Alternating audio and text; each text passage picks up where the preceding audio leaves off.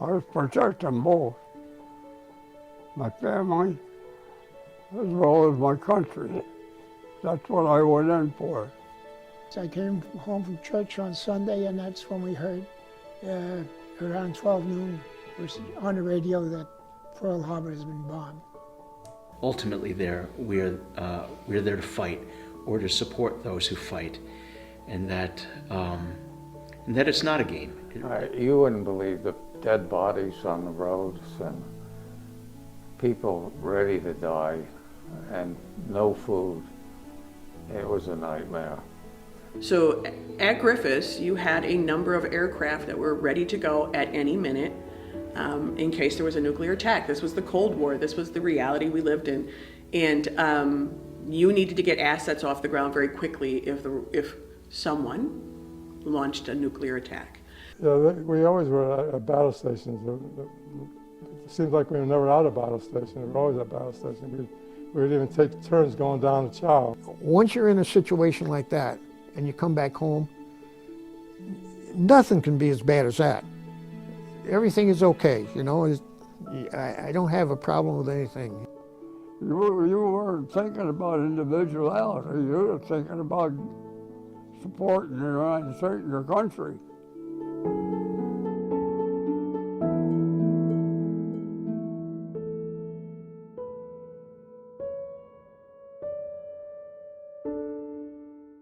I was drafted. They told me to report for duty, and that's what I did. I reported to Poughkeepsie, and from Poughkeepsie they sent me to Albany, and from Albany they sent me to Fort Dix, New Jersey, where I learned to be a soldier. Because it was a Cold War, but I wouldn't consider the Cold War, I don't want to say it's not a real war. It was more of a political kind of standoff. So for me, I honestly didn't really think about what the military does, what it's designed to do, which is to, squash enemies to the United States. I was looking for something to do. I was looking for something I could be proud of and tell my college friends, hey, look what I'm doing. For me, in terms of my personal experience, both my parents were immigrants from communist China, and they came over here with notions of living in freedom and conducting their lives as they saw fit, as part of the quote-unquote the American dream. And I'd like to see, I wasn't conscious of it at the time, but I like to view my service through the lens of my parents repaying this country for all the opportunities that they had. That I was the first born of my family in this country, of my father's family. So here's our firstborn native son, and he's going to give back to your country, back to our country, and serve and extend to the American people, this in terms of this service. So I like to think of it kind of as an extension of gratitude from my parents' perspective. How does this kid from Dutchess County from Poughkeepsie, New York, wind up in a B-52 in Spain, roaring down the runway with a full combat load, about to go inflict grievous harm on the enemy.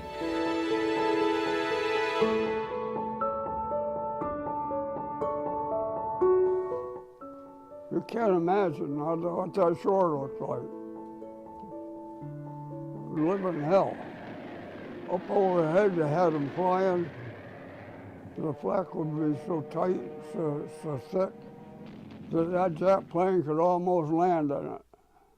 I was responsible for briefing the commander during the whole Black Hawk Down. I don't know, we've all seen the movie, where we attempted to go in and take control of things, and it did not end well for us.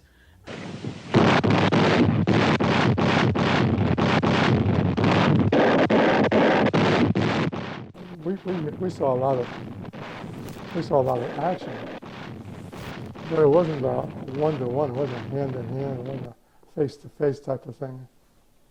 Long distance, But not that we weren't in danger. We were, but when you're 17, 18 years old, you don't even think about that. It's after it's all over with, you start to thinking about it. Like he said, that's what they want to talk about. I guess what was missing was all of a sudden you're thrown into an area that's very hostile and dangerous, and you were supposed to respond to that. And when it comes to shooting at somebody is some different than they talking about it and telling you what to do. So I guess that was the main thing. Once you overcame that, and then you found out that you were in a bad area, you did whatever you had to do to defend yourself. And of course, when you're in Korea, you don't realize that when you got to the top of one hill, there was a bigger one behind it. And I've got a picture in my scrapbook where I took a picture off a hill, and there was an airplane flying by at my same level. And I don't know why anybody would fight over that place over there, because there was nothing but hills. And if you threw an atomic bomb in there, all you do is wipe out one valley. You wouldn't do anything to the country. So B-52s, they have a bomb run. And the bomb run, we didn't do the actual targeting, but I knew what the targets were, and we would provide them with aerial photos of the target, aerial photos of different points along the route that the pilots could use to make sure they were where they needed to be. Griffiths Air Force Base did not deploy as a unit. The 668th Bomb Squadron did not deploy as a unit. We were kind of farmed out to other combat areas. Some of us wound up in Saudi Arabia. Some of us wound up in England. Some of us wound up in Diego Garcia. And my crew deployed to Spain to serve with the 801st Provisional Bomb Wing. And I remember thinking of how grand an adventure this was. My crewmates and I, group of young men, seeking fortune and glory, as it were. Not so much fortune, but glory anyway. And so we would draw predictions of what the radar would look like at certain points along the bomb run. So we would provide that for them. We would provide radar predictions of what the target's going to look like, so that the bombardier on the aircraft would have a feel for what he was going to see. After we did all our briefings, and the weather briefing and the weapons briefing and the target briefing and the threats and whatnot, the commander says, okay guys, the chaplain's waiting for you out in the hallway. And I remember thinking, the chaplain? And he said, in case you're wondering why the chaplain's out there, he's there for you to receive last rites if you so wish. Because if you take a hit in combat and you're a flaming ball of wreckage heading earthward, there's not going to be anyone to deliver last rites. So as a practicing Catholic at the time, I did take last rites. That's when it hit home that we weren't on some grand adventure, that we were there to prosecute a war and possibly take lives and possibly lose our lives in the process. The original ship that he come off tried to pick him up without lowering a boat, right? And they backed off, and then another ship requested to pick him up, And the Commodore said, the captain said, if you don't embarrass the other ship, you may do it. And it was back and forth while they're doing this, and all of a sudden the guy disappeared. Yeah. I was in the main battery director. My battle station was to steer the thing, turn, and everybody, we had on the guy to them. Now, the next day we went to quarters, and they announced the man was a non-swimmer. Not so. It said, we were the guy that runs the rangefinder. The rangefinder had picked him up. Now, his dungarees were floated. No non-swimmer is going to tie his dungarees on a ship, in the water. The Chinese and the North Koreans had double what we had. And we could never have won that war with the force we had there. And a lot of the guys did what they supposed to do. They blew their trucks up and got on the boat. But we wanted to save the equipment, and that's why I got that ribbon in there for doing that. And we did end up in Busan, and we started all over again coming north. I was in the 45th Division, and they were going to move us on up to the line, and we got up to, I guess most of my time was spent above the 38th parallel in Japan, in Korea. And that was North Korea we were in all that time. And basically, I guess I was in the Yangu Valley. And I was there until they signed a truce. I was in the hostile area when they signed the truce. And the next day after they signed the truce, they brought us back 1 mile to what they now call the DMZ line. And I spent the rest, after that, the 45th Division was going to rotate home. I didn't have enough combat points to rotate home, so they transferred me from the 45th Division to the 24th Division, and I spent 16 months in Korea, most of which was in North Korea, and I was promoted.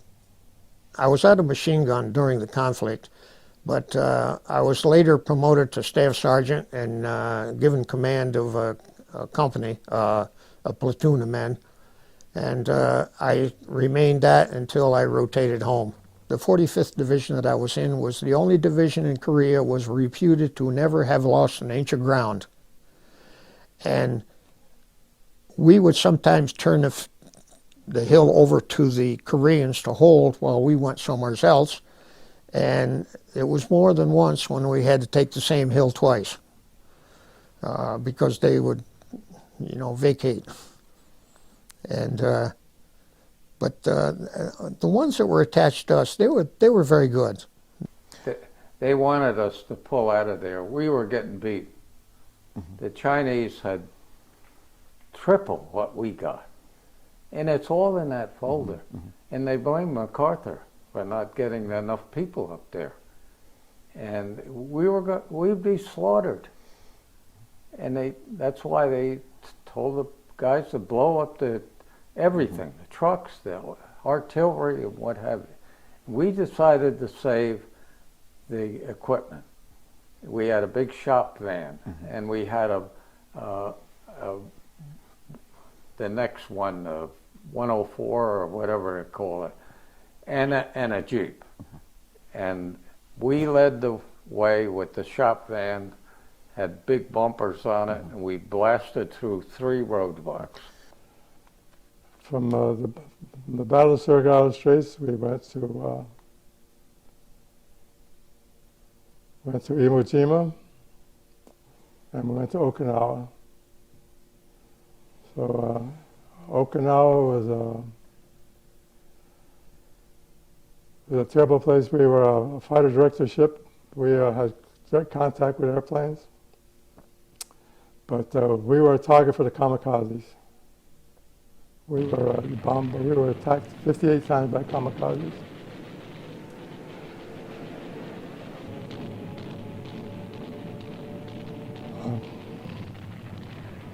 We shot down a few planes. We were hit a couple of times. We never got sunk, but we had planes explode over top of us. In fact, we took 6 foot of a wing out of our number 2 stack when we got back into port. We didn't know it was in there. It had blown up right over top of us, and the wing ended up in the number 2 stack. We would do a lot of bombarding, reload, ammo, go back and bombard. We'd unload all those. We did this for like 6, 7 days straight.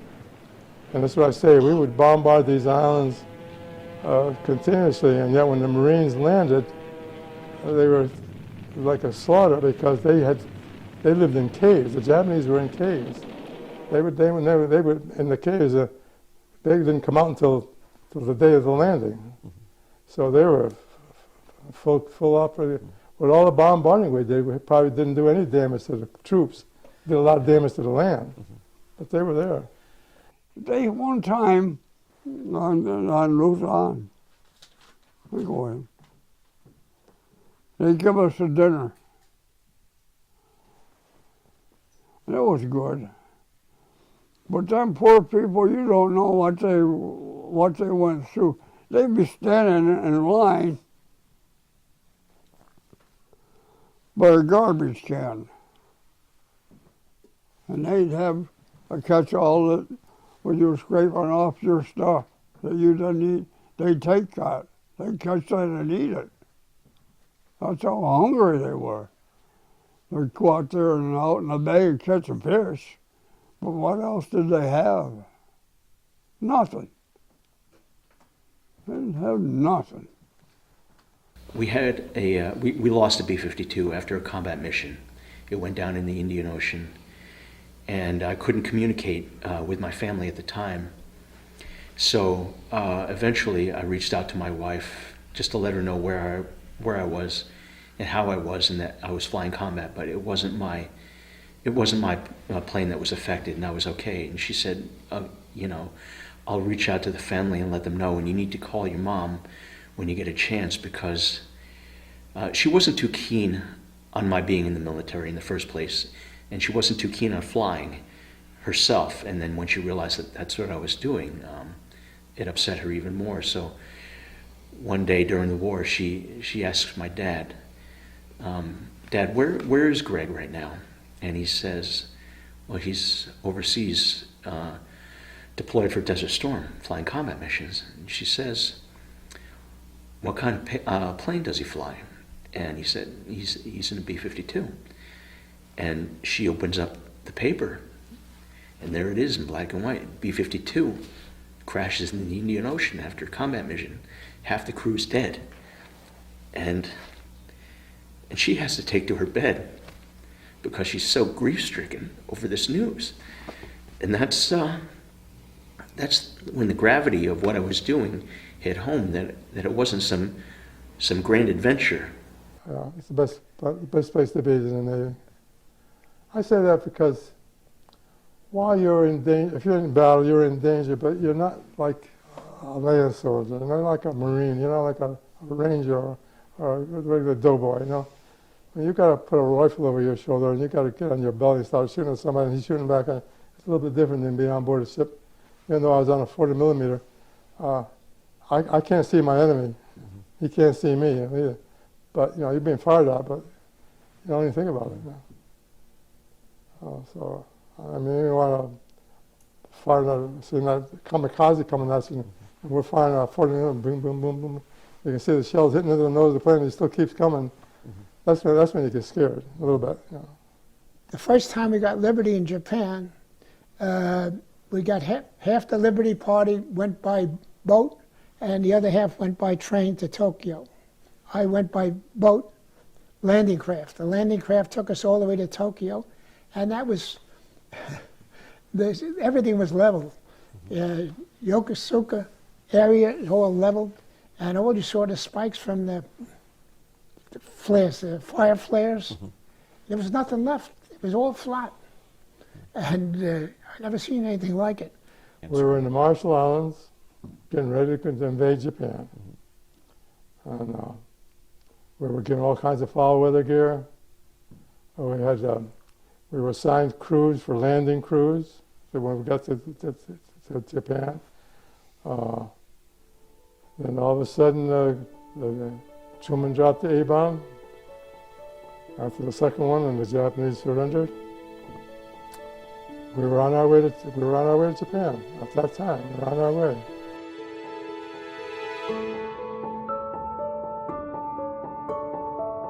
When I think about that, you know, they talk about the Vietnam War, where guys that came back where they were insulted and they called them baby killers and all that kind of stuff.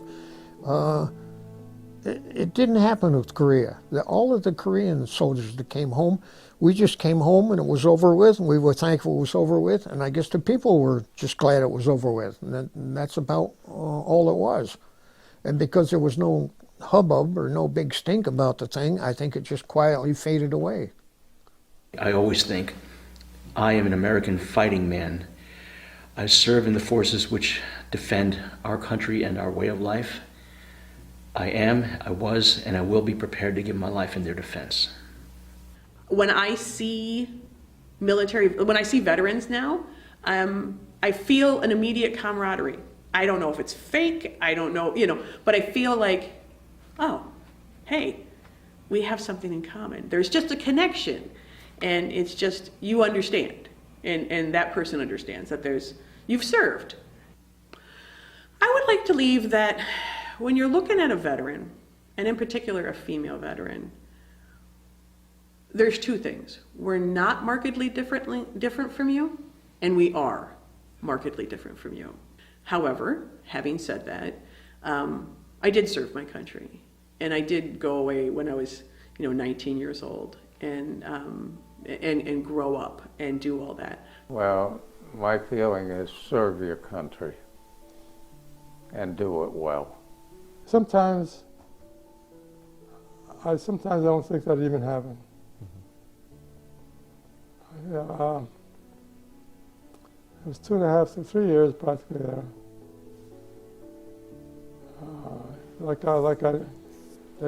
That never happened. Almost like a dream. But it happened.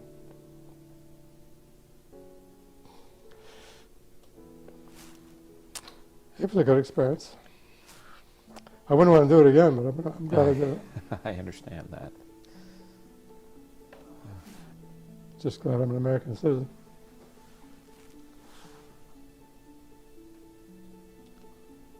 It's a great country.